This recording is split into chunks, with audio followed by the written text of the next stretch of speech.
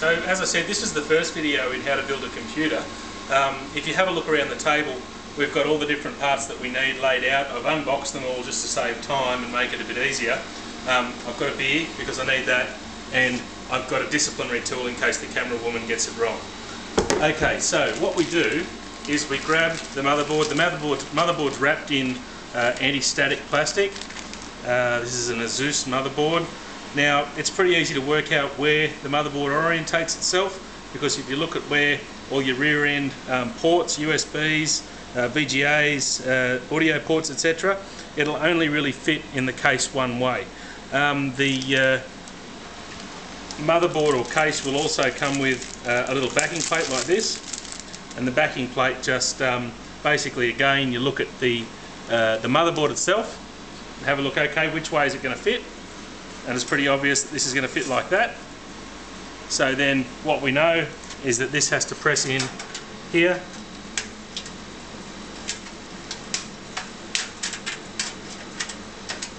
when it would like to cooperate. Just as easy as that. Okay.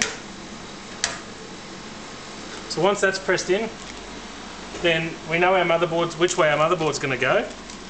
What we do is, you'll find a little bag of screws, much like this, somewhere within your case or in the box. Now in there, you'll also find some little brass numbers which offset the motherboard from the case. Okay, so what you've got to do, and this is how I do it again, being careful, trying not to touch the case if it's at all possible, just work out where your motherboard's going to attach on. Okay, it's pretty obvious once you actually have a look at it. I can see, for example, that these two are going to need. This is much easier if you've got small hands. Screw them in, finger tight, tight as you can.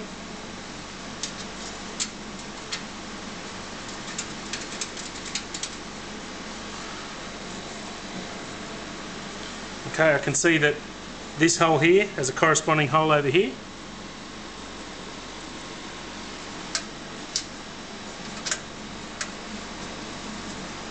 And I can also see that this hole here has a hole that's lower.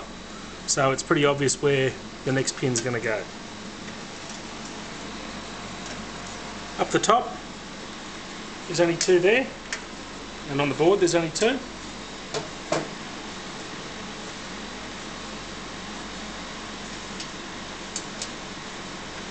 Okay, once we've got those little fellas in, as I say, I only ever do them finger tight. If you want to put a spanner on them or something, you can. My theory is, I suppose, that I don't toss computers around, so they're not going to really be moving anywhere. Alright, lining your ports up and your little pins in your board. Okay, they'll just sort of fit in there. What you need to do now, there's some different types of screws in there.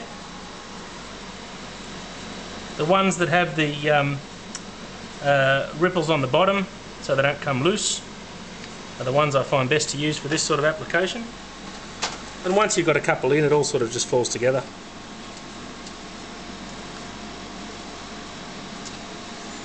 You will need a Phillips head.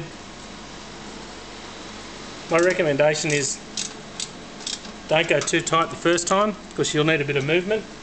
So after you've got them all sort of roughly in, you can then go around and nip them up and get them as tight as you'd like them. But yeah, you need to be able to sort of wiggle it around while you're building it just to get it all together. Don't force anything. The last thing you want to do is cross thread, because then you'll find that you run out of parts pretty quickly.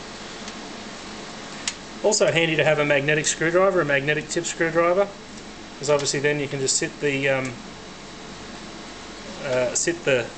screw on the end of the screwdriver, and you don't have to lose your vision by putting your hands in the way.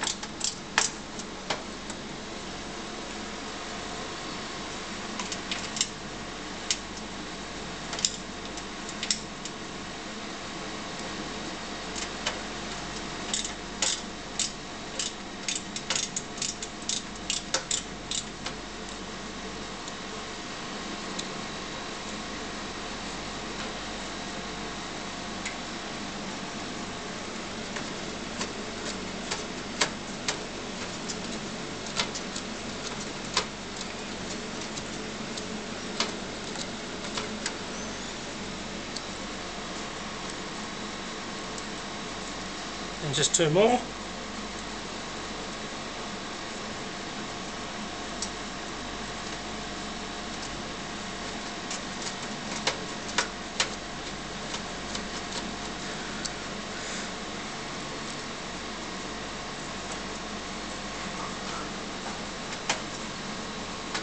Okay, once you've got them all in, go around, tighten it up, and that's your motherboard seated.